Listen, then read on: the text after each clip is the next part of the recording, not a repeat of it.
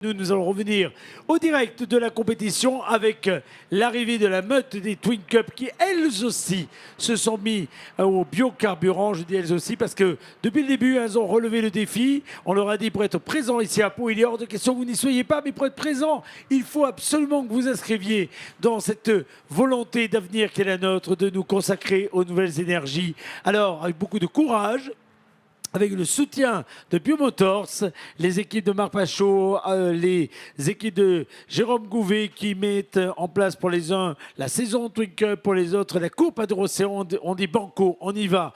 On se met au biocarburant, on passe au biocarburant et on sera au rendez-vous ici à Pau pour plusieurs courses. Et résultat de nos courses, une course bonus ce dimanche pour les différents compétiteurs qui ont pris une nouvelle fois le départ, ou du moins possession de cette piste. Après une nocturne, je n'ai pas remis le couteau dans la plaie, mon cher Mathias Gouvet, puisque vous étiez non seulement, non pas comme commentateur, mais comme pilote au volant d'une des Twingo, après une nocturne qui ne s'est pas déroulée comme on aurait pu l'espérer, et pour beaucoup de pilotes, évidemment, une fin de session qui a été beaucoup plus difficile à accepter qu'elle n'aurait dû l'être.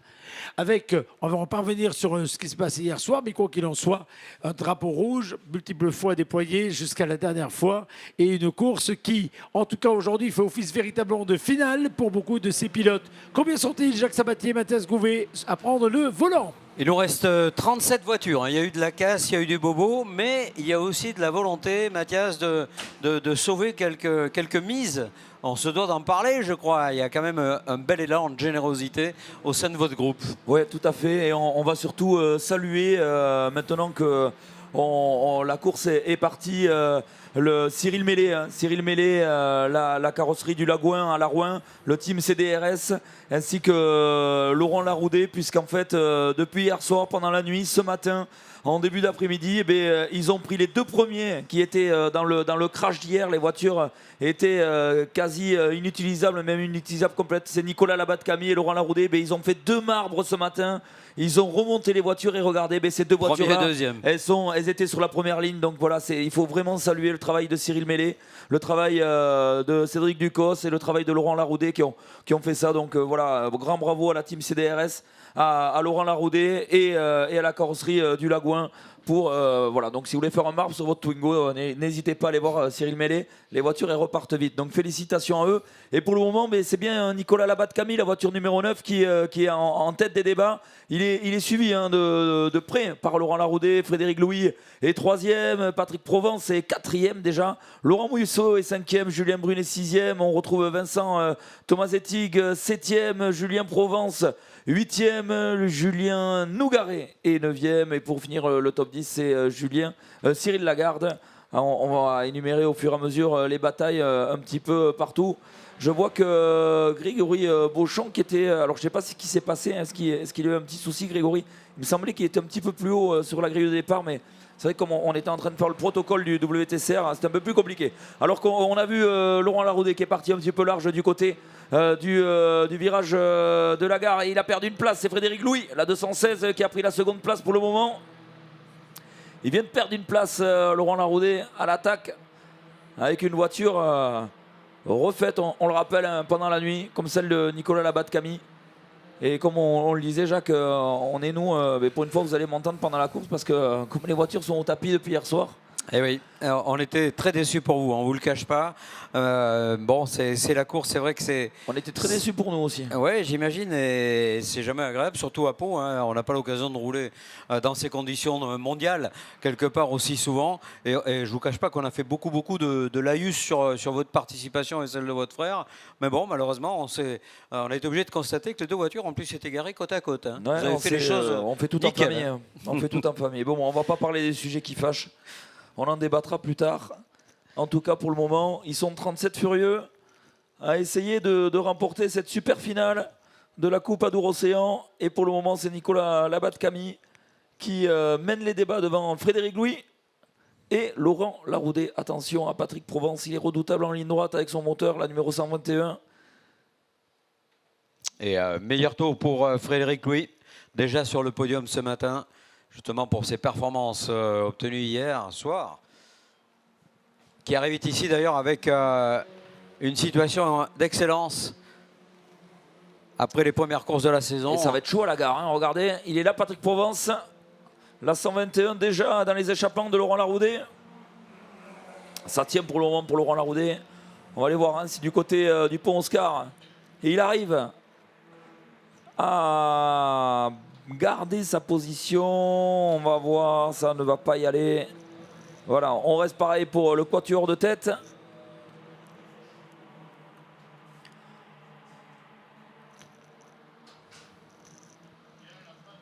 Et meilleur tour pour Nicolas Labat-Camille. La voiture a été bien remontée, pas de souci. Ouais, Nicolas qui arrivait en plus en pigiste de luxe. Hein, il n'était pas prévu. Il y a eu un désistement du côté du team CDRS. Et Nicolas, quand même, qui aime Pau, qui apprécie cette piste. Et ça se voit d'ailleurs dans les temps. Il est venu pour faire la course. Il était très déçu hier soir. Et c'est bien dommage parce que c'était l'un des premiers concernés dans ce cafouillage et carambolage. Mais attention, hein, il a le redoutable Frédéric Louis avec la 216 juste derrière lui. Ouais, les écarts autour sont insignifiants, ils sont ensemble. Et un arrêt pour la 164 sur la piste au virage 2. Ouais, c'est Pascal Lermite qui est du côté du pont Oscar. Je ne sais pas si on a une information sur le pont Oscar. Est-ce que c'est une panne mécanique ou est-ce que c'est un accrochage?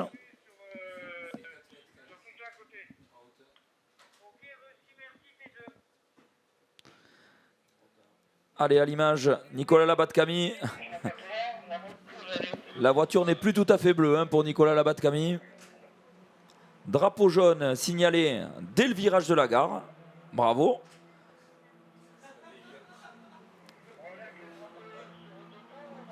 Voilà, au moins ça sert d'avoir explosé des voitures hier soir.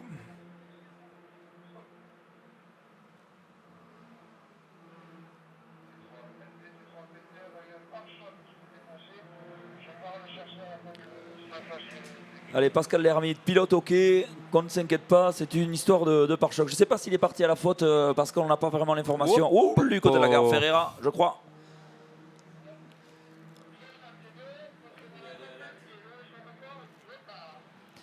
Alors, j'ai pas entendu. C'était un peu plus loin, j'ai entendu un 9. Ouais. Alors, pour le moment, drapeau vert, il n'y a pas de souci, ça repart pour la voiture qui est sortie. On va vous dire vite qui c'est. Ah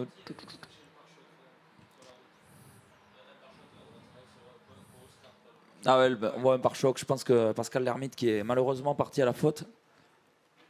113, la voiture victime de la sortie. C'est Ferreira. Il me semblait bien que c'était une voiture Bordeaux. C'est Carl Ferreira.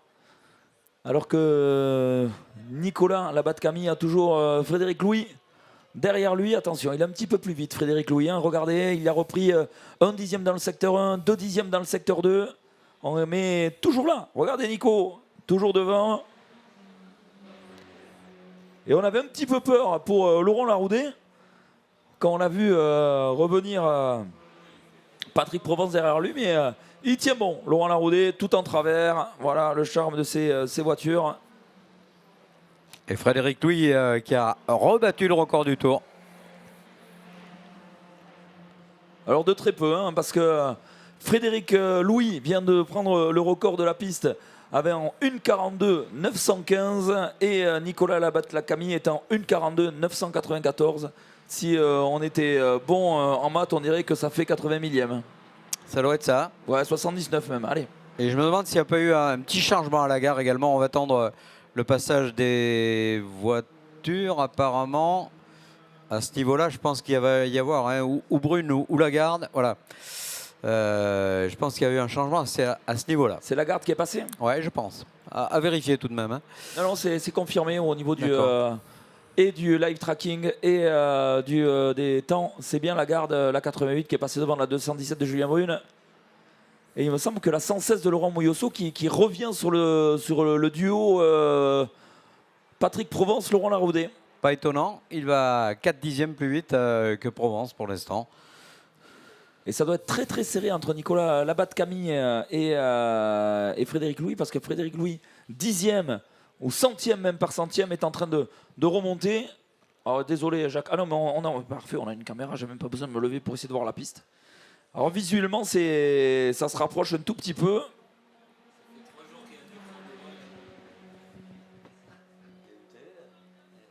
J'avais pas vu qu'il y avait une grande télé dans ma chambre.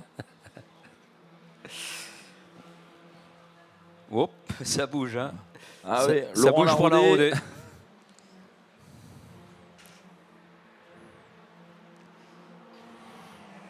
Du côté du pont Oscar, si notre réalisateur Thibaut Parpex peut nous mettre l'image, ça doit être chaud. Ça doit être chaud entre, entre Nicolas Labatte-Camille et Frédéric Louis. Ils sont du côté de la sortie de Beaumont maintenant, même dans Beaumont, je pense. Ouais, toujours pour Labatte-Camille, hein, au tracking en tout cas, c'est ce qui est désigné. Ouais, ça se rapproche. Ils arrivent maintenant du côté de la cour Beaumont. Ils vont arriver du côté de la statue Foch dans quelques instants. C'est chaud, hein, mais 2 dixièmes, il a repris Frédéric Louis sur le dernier tour. Une 42,7 maintenant. Ça roule vite. Hein. On est au moins rassuré pour les voitures. D'ailleurs, il n'y a que Nicolas Labatte-Camille et Frédéric Louis qui sont une 42, hein, en dessous de la minute 43.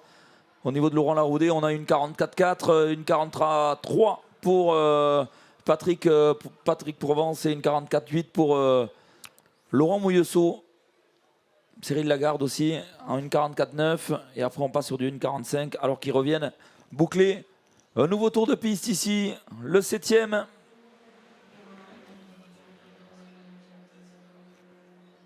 Ah, je suis content pour Nicolas, il en a fait plus qu'hier déjà. Hop. Ah, il va être un peu large. Hein. Ouais. Il va être un peu large dans la remontée. T'as une image de la remontée ou pas?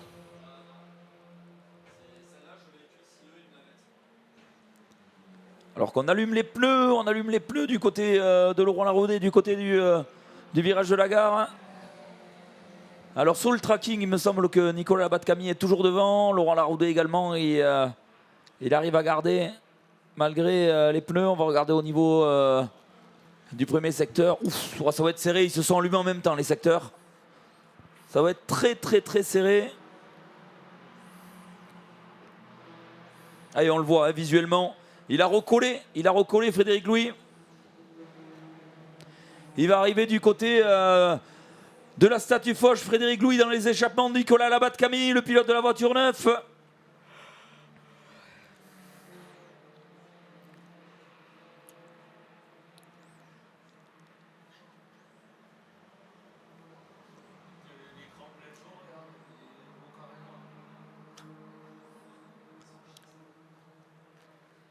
Ah, il est costaud Labatte-Camille parce que là, pour résister depuis le temps.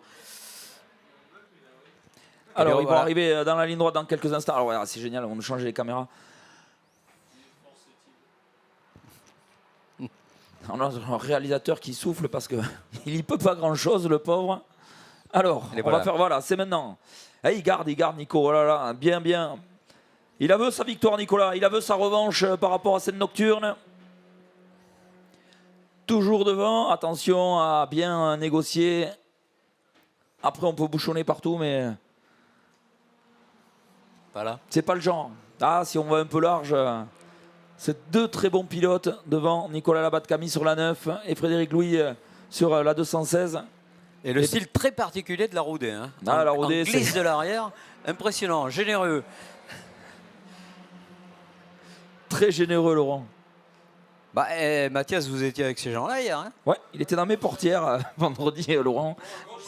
Ah, ça a tapé du côté de sortie, on va dire, pas tapé vraiment, mais du côté de la gare. On n'a pas les numéros forcément. En tout cas, Nicolas Labatte-Camille mène les débats toujours avec la numéro 9 devant la 216 de Frédéric Louis.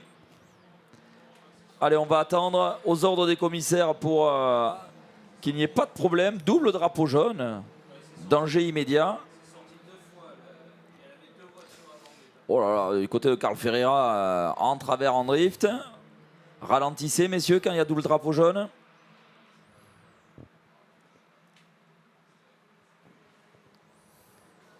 Allez, on est au pas derrière, ça passe du côté de la gare et du côté de Nicolas Labatte-Camille. La 69 qui est sortie du côté de la gare. Ça y est, il n'y a plus personne, plus de danger. On la fait repartir.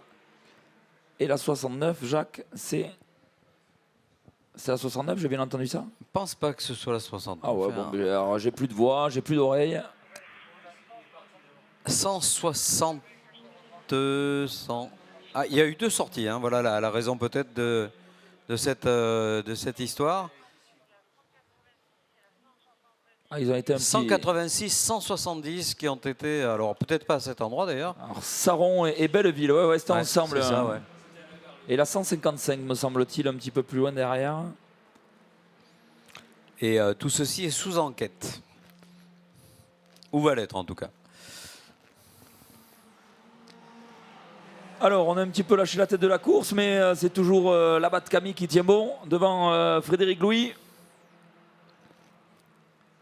Laurent Laroudet, toujours 3e devant Patrick Provence. Et devant Laurent Mouillesso, la 116. Quant à Cyril Lagarde, il est bien plus loin.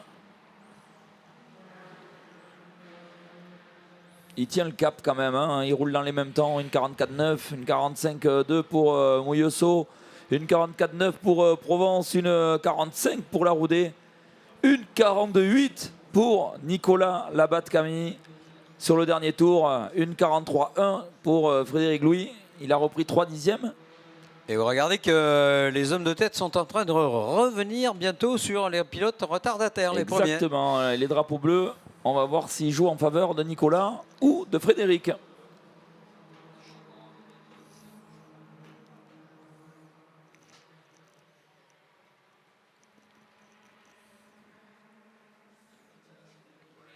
Ouais, il s'est mis un petit peu d'air, il s'est mis un petit peu d'air, Nicolas. Le large. Pas vraiment, mais un petit peu d'air, voyons. Meilleur temps à l'instant pour Nicolas Labat-Camille, une 42 695. Ouais, il y a une pièce qui s'est. Il y a une pièce qui s'est décollée. Ouais, qui a chuté, peut-être un pare-choc. L'aileron avant sûrement. Peut-être. Allez, tant que la voiture roule, c'est pas bien grave. On a vu un petit bout partir.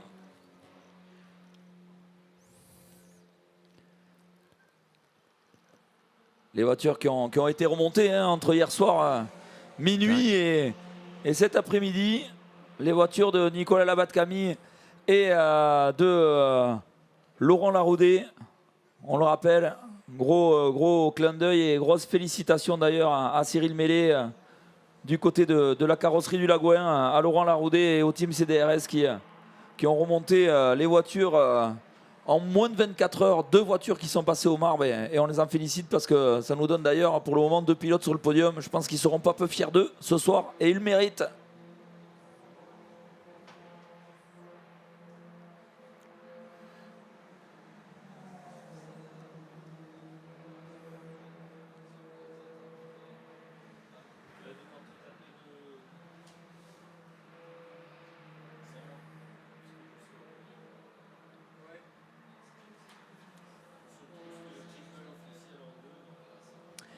Et on voit le dernier qui est en train de passer devant nous, la 43 de Félix Bernard et Nicolas Labat-Camille qui visuellement est en train de faire le trou. Jacques, du côté des chronos. Alors du côté des chronos, toujours un impressionnant Frédéric Louis, mais une belle équivalence entre les deux, puisque Nicolas Labat-Camille sur le secteur numéro 2 est redoutable. Il reprend les 2 dixièmes qui perd au 1. Donc l'équilibre est strict avec maintenant 1,5 seconde d'avance pour la voiture remontée in extremis. C'est un pilote qui va, à mon avis, savourer doublement, triplement cette victoire si jamais ça va jusque-là. Il va rester encore 5 minutes de course. Et alors qu'on revoit les replays de l'accrochage tout à l'heure de Pascal Lermite.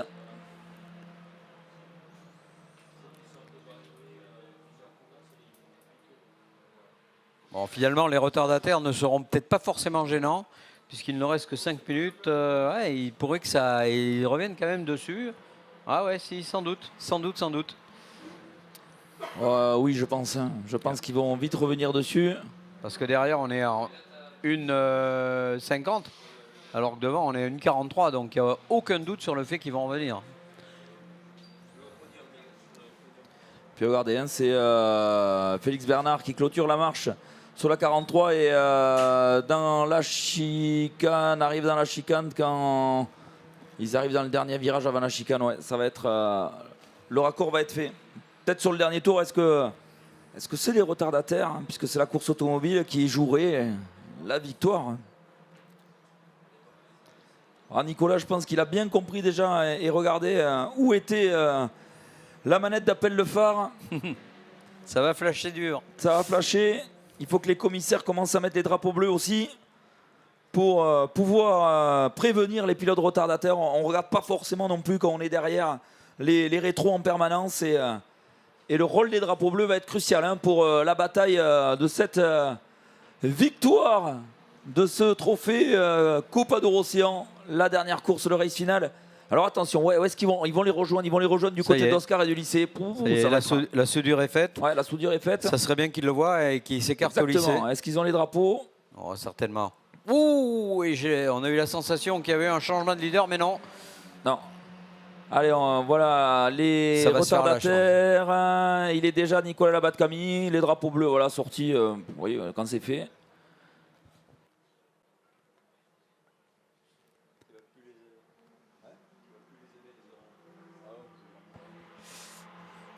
Bon, alors, voilà, là ça bouchonne du côté de Foch, mais il n'y a pas de drapeau.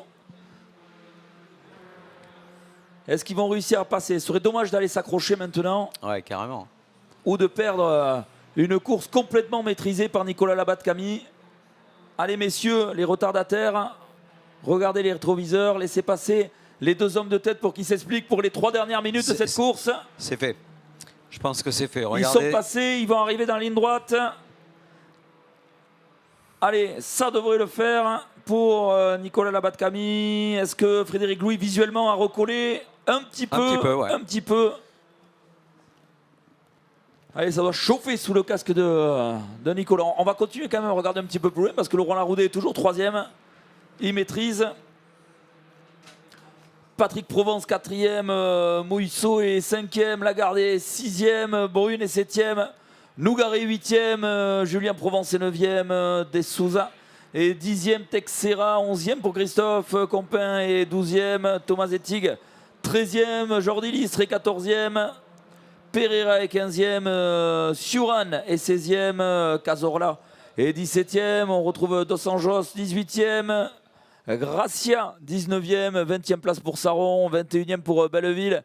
Carl Ferreira est 22e. On retrouve Greg Beauchamp qui a fait une superbe remontée, qui est 23e. Xavier Gracia qui est 24e. Barthes est 25e. Lascurette est 26e. 27e place pour Anthony Camblon.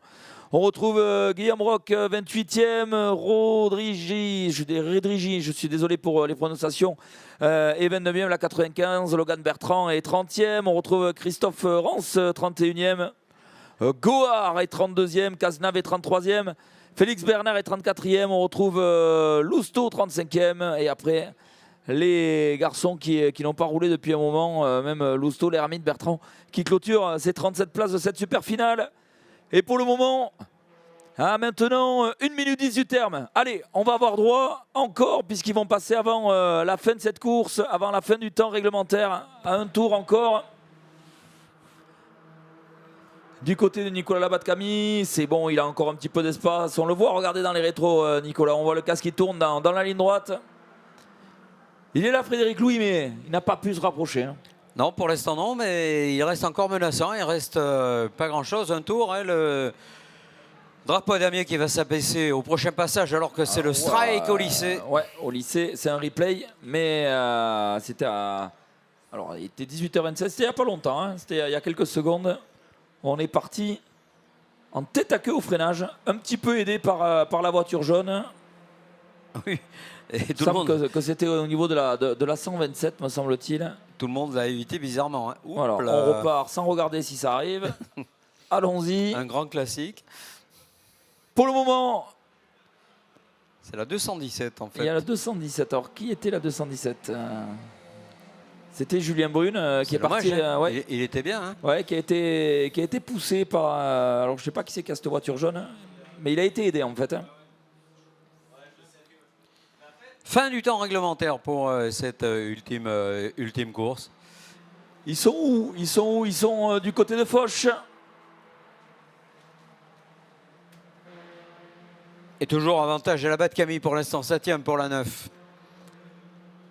Et Louis qui attaque, et qui rattaque avec un très très beau secteur 1 là à l'instant.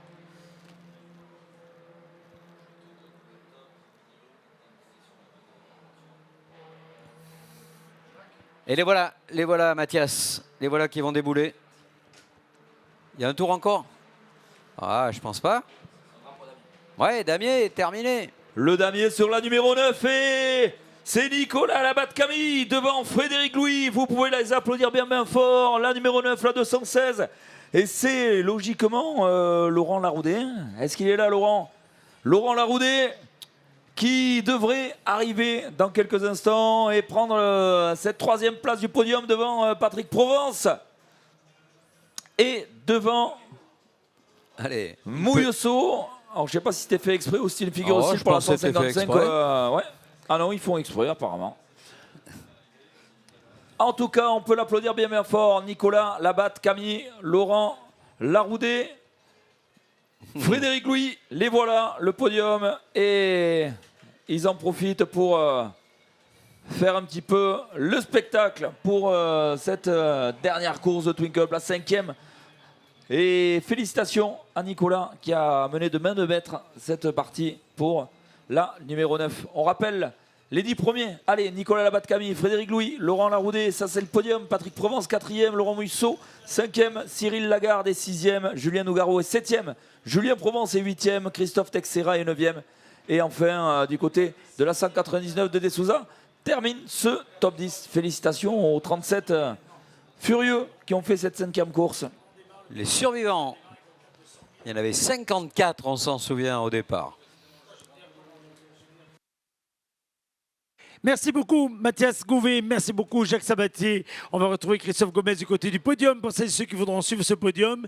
Mais nous, on va enchaîner assez rapidement sur la piste par la toute dernière compétition de la journée. Quelle compétition? Il y reste une super finale au programme de la Coupe du Monde ETCR. Et cette super finale, elle va démarrer dans quelques minutes maintenant avec un podium qui se déroulera non pas du côté du paddock Tissier, mais sur la piste même du Grand Prix de Pau, sous la starting gate. C'est là que seront récompensés l'ensemble des compétiteurs de cette Coupe du Monde qui aura animé, rythmé ce week-end, qui sera remonté en termes de spectacle télévisuel pour être diffusé avec des images incroyables. Si vous êtes présent sur le circuit, maintenant que les loges, que les tribunes commencent à se vider, dans la limite des places disponibles, et je compte sur votre bienveillance, vous pouvez prendre place devant les écrans géants pour suivre le spectacle télévisuel qui va avoir lieu, une course, une finale, qui est la jumelle de la finale qui a eu lieu en début d'après-midi, avec le deuxième groupe des quelques 12 pilotes qui étaient en compétition dans le TCR. On a vu un premier groupe tout à l'heure, ils étaient classés en deux groupes. Il y avait les Fast et les Furious. Le Fast, c'était le groupe A, les Furious, le groupe B. Les Fast sont passés tout à l'heure. Les Furious vont prendre place dans quelques minutes sur cette grille de départ, pas celle que l'on a l'habitude de voir traditionnellement, sous la starting gate digitale installée pour célébrer non seulement l'avènement de cette compétition à caractère mondial, mais pour, au-delà, en souligner le caractère ô combien novateur. La station à hydrogène n'arrête pas d'être diffusée sur les réseaux sociaux. Cette impressionnante Energy Station a plu à un très grand nombre de visiteurs. Je vous donnerai d'ailleurs tout à l'heure le total de fréquentation de ce week-end avec des chiffres incroyables. On est très heureux que ces chiffres répondent à l'ambition qui était la nôtre en faisant revivre ce Pau Grand Prix au cœur même d'un événement beaucoup plus large, le Pau Motors Festival, qui va dérouler encore pendant de nombreuses journées jusqu'au Pau Classic Grand Prix. Bref, ça je vous le dirai dans quelques instants, mais sachez que l'ensemble de ce dispositif impressionnant va servir de décor à taille humaine, voire même XXL, à cette dernière manche que nous allons partager ensemble. Elle est très visuelle, elle est très télévisuelle, donc prenez place pour que nous puissions assister tous ensemble à ces derniers instants instants de spectacle. J'en profite puisqu'ils sont à l'image pour saluer les équipes d'intervention sur la piste parce que nous sommes dans la dernière ligne droite de ce week-end. Il y a eu beaucoup de travail effectué du côté des glissières, du côté de la piste, du côté des directions de course, mais également du côté des interventionnistes, des logisticiens qui étaient présents. Sachez que cette année, il y avait une nouvelle équipe qui travaillait aux côtés de la ville de Pau et avec la coordination technique de la ZAC, Basco Bernet, de nos équipes de Créa Sud, Pierre Rosas, notre régisseur général.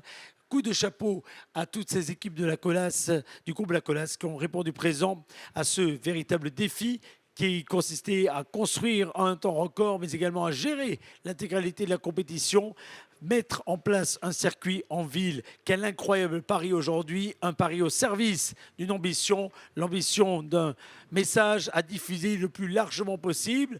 Clean Fuel for All, mix énergétique au cœur des ambitions de demain avec l'ensemble des partenaires dont vous voyez le nom s'inscrire régulièrement sur nos écrans et dont vous avez régulièrement entendu parler. Dernière course, ETCR. Dans quelques secondes, une dernière page couleur pour les remercier. À tout de suite.